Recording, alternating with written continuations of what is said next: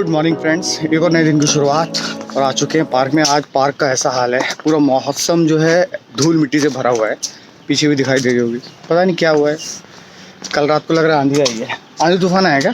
चल तो रही था रात भर। लेकिन डस्ट इतनी ज़्यादा हो रखी है आज सुबह सुबह कि मुंह में भी जा रही है। मेरे को वैसे डस्ट से एलर्जी है।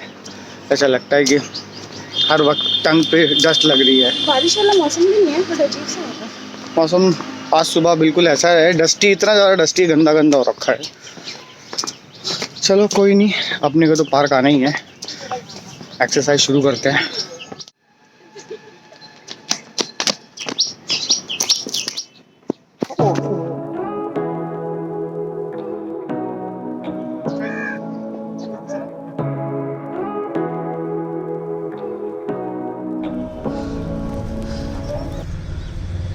अभी महाराज यहाँ पर बॉलिंग की प्रैक्टिस करते हुए अब एक बार कैच करके दिखाएंगे। हाई कैच आप करो,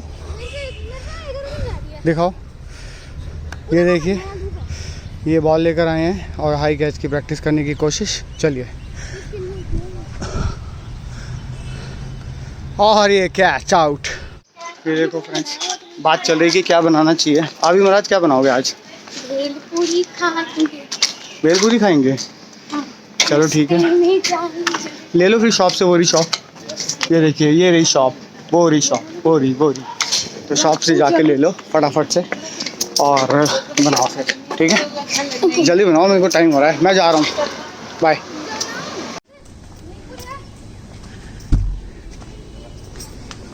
नमस्कार। भेलपूरी नहीं है? नो। क्यों? और प्याज व्याज तो सब घर पे डालना है उसमें। क्या गुंडागिरी क्या? तीनों आके पिटाई करेंगे क्या? मैं बहुत बुरी तरह मारता हूँ छोटे छोटे बच्चों को। आप बड़े हो गए, बच गए। हम बहुत मारते हैं छोटे छोटे बच्चों को। वो तो है अपने पास। आलू भुजिया जो होती है ना, तो वो तो डाल देंगे तो सही है। आलू भुजिया है? हाँ? कितने का है? 25 रुपया।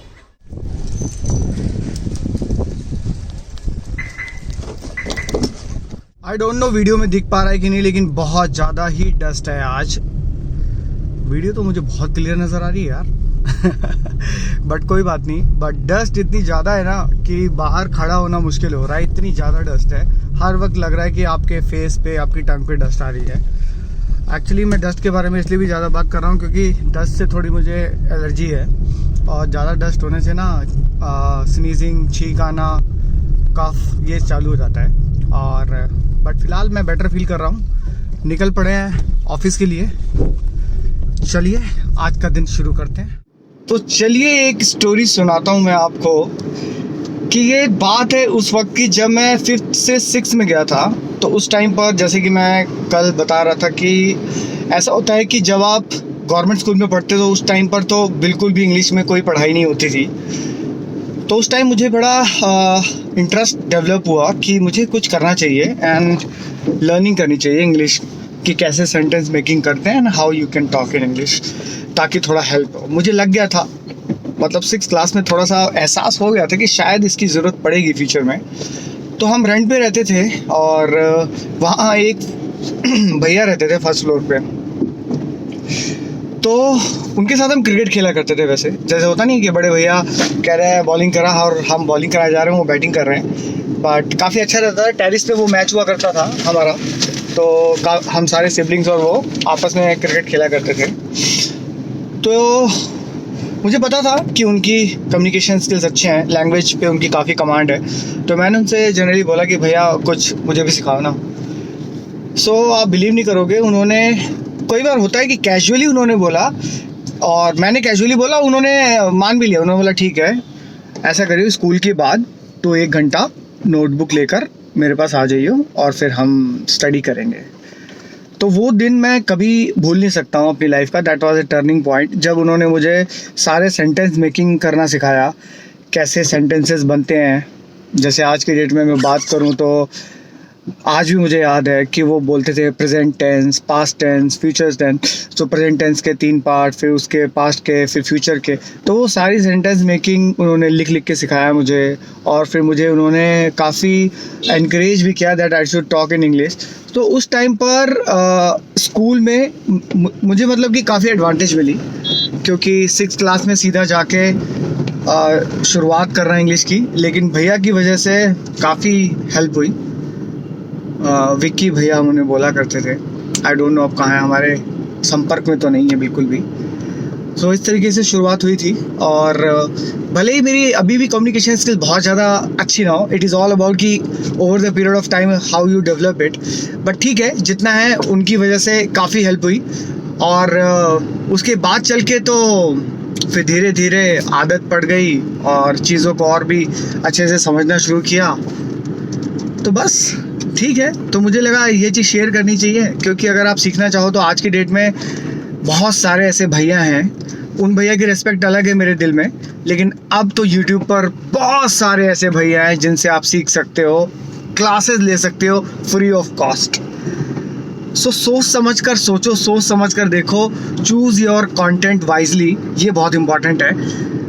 ज्ञान दे रहा हूँ, मुझे पता है फिर दोबारा से मेरे ऊपर कटाक्ष आएगा कि ज्ञान ज्ञान ज्ञान, हर वक्त ज्ञान देते रहते हो। मुझे कोई फ़र्क नहीं पड़ता, क्योंकि मुझे पता है कि ज्ञान देने से सबसे ज़्यादा फ़ायदा मेरा हो रहा है। बाकी ठीक है, हो सकता है किसी का फ़ायदा हो जाए, तो ठीक है। फ़िलहाल मैं अपना कंटेंट वाइजली चूज़ करता हूँ और ज्ञान की तरफ बढ़ता हूँ, क्योंकि ये सब बोलने के लिए भी एनर्जी चाहिए, और इस एनर्जी को बचा के रखने के लिए, समेटने के लिए मैं खुद अपनी एनर्जी बढ़ाने जा रहा हूँ। मिलता हूँ थोड़ी देर में।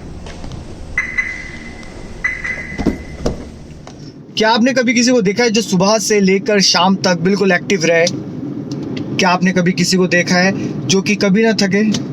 क्या आपने कभी किसी को देखा है जो हमेशा एक्साइटेड रहे, बहुत ही बिंदास तरीके से रहे, खुश रहे? आप खुद वो कर सकते हैं, और वो खुद बनकर एग्जाम्पल दिखा सकते हैं कि हाँ, मैं एनर्जेटिक हूँ और हमेशा रहूँगा, भले कोई भी सिचुएशन हो। अगर ऐसा करना चाहते हैं तो भाई सिंपल सी बात है, एक आदत डाल लो। कल की वीडियो का टॉपिक या फिर मैंने थंबनेल भी ये बनाया, हैबिट। बहुत लोगों को शायद समझ भी नहीं आया होगा, लेकिन मैं हैबिट की बात इतना ही कहूँगा, एक हैबिट एक ऐसी चीज़ है जो कि आप डेवलप कर सकते हैं, जिसकी वजह से आप अपने आप को चेंज कर सकते हैं। अच्छी हैबिट की बात कर रहा हूँ। अगर गलत हैबिट पड़ जाए तो गलत हैबिट से आप गलत आदतें भी डेवलप कर सकते हैं। सो ऑलवेज थिंक कि कैसे आप डेवलप कर सकते हैं। और आदत की अगर बात करूं, हैबिट की अगर बात करूं, सो ये इंपॉर्टेंट है कि हैबिट आप 30 डेज़ का चैलेंज लें।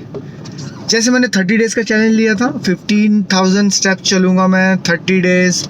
कितने दिन चल पाया था याद है? 2 वीक्स, 15 डेज़ चल पाया था, क्योंकि मेरे पास अपने रीज़न है कि क्योंकि मैं नहीं कर पाया, क्या रीज़न से। लेकिन कभी भी ये सोचो कि अगर आपको कोई चैलेंज कर रहा है तो चैलेंज करने का मकसद सही सिर्फ इतना होना चाहिए कि वो चैलेंज पूरा करना है। ये नहीं होना चाहिए कि चैलेंज करने से मिलेगा क्या।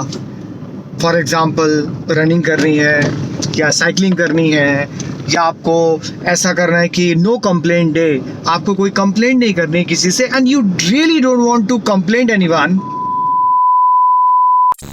मैं वीडियो रिकॉर्ड कर रहा था कि ऑफिस मतलब अभी ना फ़ोन आ गया था, तो फ़ोन कट करना पड़ा। अब आ गए हैं घर, खाते हैं रेसिपी, दिखाता हूँ क्या बना हुआ है। क्या नाम है इसका?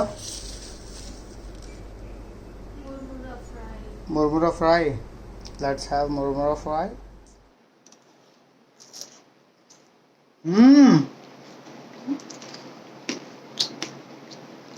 वो नहीं था, क्या नाम है, अमचूर पाउडर नहीं था, तो बहुत मैंने अच्छा ना- है। तो मैंने जलजीरा पाउडर डाल दिया। अमचूर पाउडर के बदले jaljeera powder.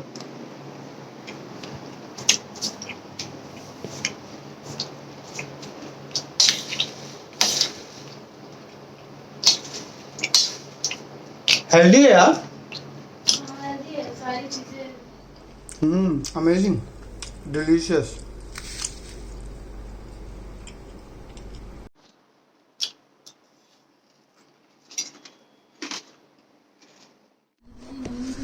Lala Mattu Ram the best.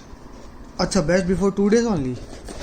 चलिए शुरू करते हैं। ओह माय गॉड, ये ना मैंने बचपन में खाया है।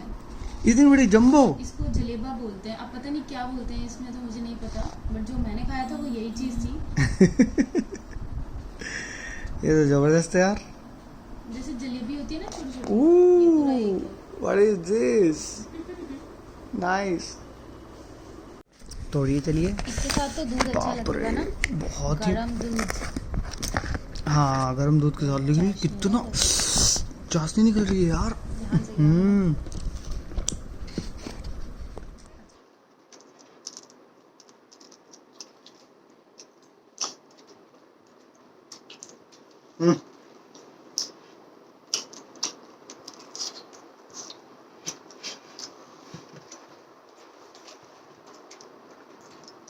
मीठा है,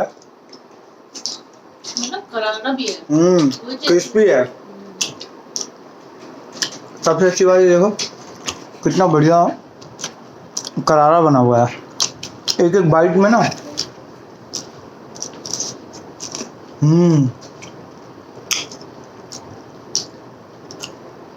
मीठा बहुत है। नारियल, गरी का गोला, क्या बोलते हैं इसको, ड्राई कोकोनट,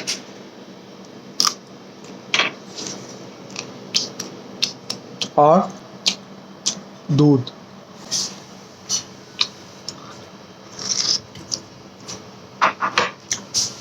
आज मैं बात करूंगा एक और इंग्लिश के वर्ड की जिसको कहते हैं आर्टिकुलेट। ठीक है, इजी है, मुश्किल नहीं है, बट इस वर्ड का मीनिंग सिर्फ इतना ही होता है टू एक्सप्रेस योरसेल्फ क्लियरली, मतलब अपनी बात को क्लियरली रखना, कभी किसी कम्युनिकेशन में भी अच्छे से डालना, दैट इज कॉल्ड आर्टिकुलेट। ठीक है, so am I clear, am I able to articulate my statement. ये एग्जाम्पल भी हो गए साथ के साथ। ठीक है ना बॉस, आज के लिए सिर्फ इतना ही, कल मिलूंगा एक नए वर्ड के साथ, तब तक के लिए साइनिंग ऑफ वीरेंद्र रोशन, गुड बाय।